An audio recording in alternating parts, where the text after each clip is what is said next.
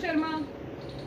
दिल्ली सरकार के द्वारा दिल्ली के अलग अलग क्षेत्रों में मध्यस्थता केंद्र चलाए जा रहे हैं, जिनका उद्देश्य न्यायालयों पर पड़ रहे अनावश्यक बोझ को कम करना है। मामलों को सुलझाने के लिए परीक्षण प्राप्त वकीलों को नियुक्त किया गया है।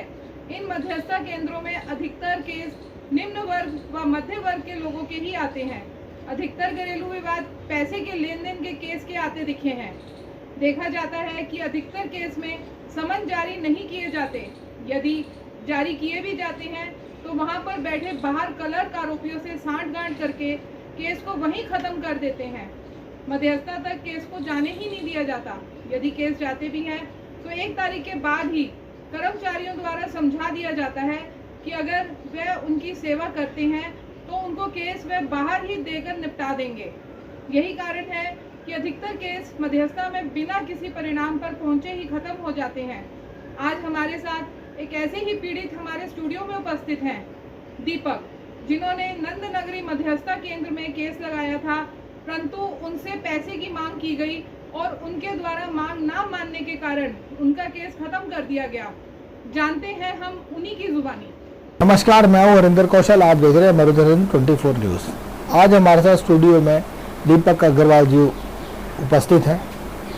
आज हम इनसे जानेंगे कि जब ये दिल्ली मध्यस्थता केंद्र, जो कि दिल्ली सरकार के द्वारा चलाए जा रहे हैं, जब इन्होंने अपनी दुख तकलीफ को लेकर दिल्ली मध्यस्थता केंद्र के बीच में अपनी शिकायत दर्ज की तो इनके साथ क्या हुआ। दिल्ली मध्यस्थता केंद्र का एक ही लक्ष्य है कि वहाँ पे जो भी व्यक्ति जाता है वो उसके विवाद को वहीं पर सुलझाने की कोशिश करते हैं, ताकि न्यायालयों के ऊपर अनावश्यक बोझ ना पड़े और जो भी पीड़ित है उनको वहीं पर उनकी समस्या का समाधान हो जाए और उनको जल्द से जल्द न्याय मिल सके। लेकिन यहाँ पर होता उल्टा ही है। जैसे कि हमें दीपक जी ने बताया कि वहाँ पर जो उपस्थित कुछ लोग बाहर बैठे हैं जो कि क्लर्क हैं, वो क्या करते हैं कि पार्टी आती है, पार्टी से इनसे एप्लीकेशन ले लेते हैं, दूसरी पार्टी का नोटिस करते हैं। जब वो पार्टी आती है, क्योंकि ये तो पीड़ित है, ये तो कुछ दे नहीं सकते, तो दूसरी पार्टी के साथ बातचीत करते हैं, उसके साथ सेटिंग करते हैं। इन्होंने कुछ एक ऐसे लोग छोड़े हुए हैं जो उनसे बात करते हैं। बात करने के बाद ये उनके साथ खुद ही मसला सुलझा लेते हैं। इनको एक डेट में बुलाया जाता है, फिर अगली डेट के बारे में इनको नहीं बताया जाता कि कब इनकी डेट है, कब इनको आना है, कब नहीं आना, और ये अपने ही लेवल पे केस खत्म कर देते हैं। हाँ जी दीपक जी, जब आप वहाँ पे गए आपके साथ क्या हुआ? आपने जो हमें बताया, ये जो बातें हैं आप जरा थोड़ा सा हमारे कैमरे पर भी बताया ताकि हमारे दर्शक भी जान सके कि दिल्ली मध्यस्थता केंद्र के बीच में क्या चल रहा है। हाँ जी दीपक जी, क्या समस्या है? ऐसा है जी, मैंने रेस्टोरेंट का काम करा था ये। हाँ जी। जिसमें रेस्टोरेंट के काम में, हाँ जी, जिस पार्टी से मैंने पेमेंट लेनी थी उसने मेरी एक तो मशीन रख ली, हाँ जी, ऊपर से कहता है कि 43,000 रुपए मेरे निकलते हैं, जबकि 2,08,000 का काम मैंने करा है। अच्छा जी, ठीक है जी। उसके बाद कहता है मैं तेरे को थाने में बंद करा दूंगा, तेरे को पुलिस से उठवा दूंगा, गुंडों से पिटवाऊंगा। इस कारण मैंने एसीबी के पास कंप्लेंट डाली, फिर डीसीबी के पास कंप्लेंट डाली। ना एसीबी के पास कंप्लेंट कुछ होया, ना डीसीबी के पास। हाँ जी। उसके बाद मैं लेबर कोर्ट गया। लेबर कोर्ट में भी उन्होंने मना कर दिया, ये सिविल का मैटर है जी, लेबर कोर्ट में नहीं चलेगा। तो आपकी मतलब कहीं सुनाई नहीं होगी? कहीं सुनवाई नहीं हुई। हार के मेरे पास थाने से फोन आता है, जी हमारा मतलब नहीं है, पैसे का मामला हम नहीं सॉल्व कर सकते, ये आपको कोर्ट में जाना पड़ेगा। फिर मेरे को किसी ने सलाह दी कि अपना नंद नगरी मध्यस्थता केंद्र में चले जाओ, वहाँ पे आपकी सुनवाई होगी। फिर मैंने वहाँ जाके अपने कागज कुगज सारे जो डॉक्यूमेंट्स थे सारे लगाए। लगाने के बाद उन्होंने मेरे को डेट दी। अगली डेट पे मेरे आने से पहले वो बंदा पहले ही आके बैठा हुआ था। अच्छा, जो अपोजिट पार्टी थी। अपोजिट पार्टी का नाम क्या जरा बताएंगे? सुधीर गर्ग जी पहले आगे बैठे हुए थे और बैठ के कमरे के अंदर बैठे हुए थे। जो इनका एक पियून है उसके साथ में बातचीत कर रहे थे। हाँ जी। जब उन्होंने मेरे को देखा तो बाहर आ गए। हाँ जी, ठीक है। कमरे में बैठने का मतलब था जब तक आप नहीं आए थे तो उनको बाहर बिठाना चाहिए था ना, जहाँ देखो जी, तो इनको पता है ये क्या कर रहे हैं क्या नहीं कर रहे हैं दूसरी पार्टी के साथ, क्योंकि हम तो मारे हुए हैं।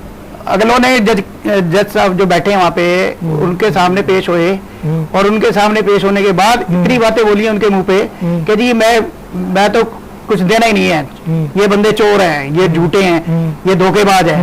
फिर उन्होंने भी बोला कि भाई काम इन्होंने करा है, पेमेंट इनकी निकलती है, तो इनका सामान क्यों नहीं दे रहे? इनकी वेल्डिंग मशीन तुमने रखी हुई है वो भी नहीं दे रहे। कह रहे जी मेरे 43,000 रुपए मेरे दे दे तो अपनी मशीन वगैरह ले जाए उठा के। मैं कहा जी जो मैंने काम करा है उसका कोई हर्जाना नहीं मिलेगा।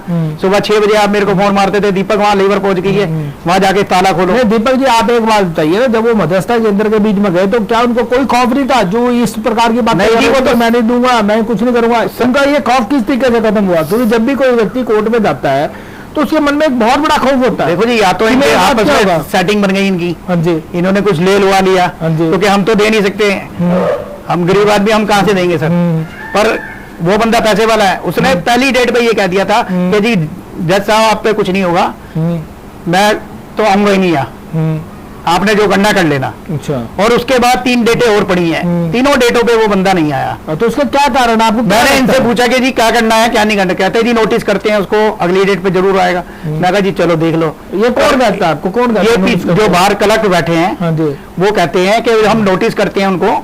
मैं जबकि अंदर जो जज साहब बैठे हैं उनके पास पेश होया, उनको मैंने सारी डेटों पे मैंने सब डेटों पे हाजिरी लगा के आया हूँ कि जी मैं हर डेट पे आया हूँ। जब मैं इतनी रोहिणी से पहुंच सकता हूँ तो वो बंदा वहां से नहीं आ रहा। क्यों नहीं आ रहा? या तो उससे सेटिंग हो गई इनकी, इसी करके बंदा नहीं आ रहा। नहीं, जज के सामने सरेआम कह रहा है कि जी मैं आप कुछ नहीं कर सकते, जो होगा मैं देख लूंगा जी अपने। मतलब कुछ नहीं कर सकते, इसका मतलब ये हुआ ना कि जो मध्यस्थता केंद्र खोले उनके पास कोई अधिकार ही नहीं है। नहीं तो कुछ भी नहीं कर सकते, नहीं कर सकते। अगर कोई व्यक्ति नहीं आएगा तो उसको बुलाने का कोई फायदा नहीं है, तो फिर ये मध्यस्थता केंद्र खोलने का फायदा क्या? फायदा कोई नहीं है। क्या फायदा? ये बैठे जो मैं आज आपके पास इसी करके आया हूँ कि देखो जी कोई मेरे हो सकता है मेरा समाधान कराइए, मेरे किस पेमेंट का, और मेरी जो मशीन वगैरह रखी है, मैं काम से भी बैठा हूँ आज मेरे को 3 महीने 4 महीने हो गए हैं, काम भी मेरा बंद पड़ा है। अब काम भी नहीं है, उसके बाद रोज आप चक्कर मारो, डेट दे देते हैं 15 दिन की, 15 दिन बाद चक्कर मारो, वो बंदा आता नहीं है और हम पहुंच जाते हैं। अब उसकी शाम दोपहर तक इंतजार करते हैं कि भाई अब आएगा अब आएगा अब आएगा। शाम हो जाती है, एक तो दिहाड़ी टूटी, ऊपर से किराया लगा, ऊपर से भूखे प्यासे बैठे रहो वहां। इनसे बोलो कि हाँ जी फोन करो, अभी करते हैं जी, पर अभी तक इन्होंने कोई एक्शन नहीं लिया उस बंदे के ऊपर।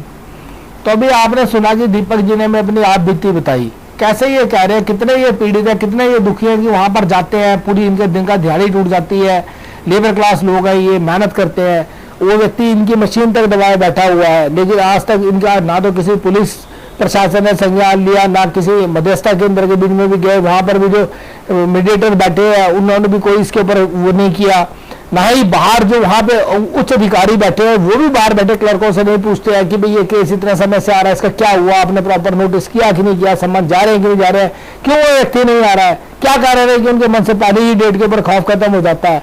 इसके लिए प्रश्न तो उठता है कि वहां पे बैठे जो कर्मचारी हैं उनकी कार्यशैली क्या है, क्या कारण है कि लोग वहां पर आते हैं लेकिन 1 डेट के बाद 2 डेट के बाद जो भी पीड़ित लोग हैं अपना मुकदमा वापस ले लेते हैं, चले जाते हैं।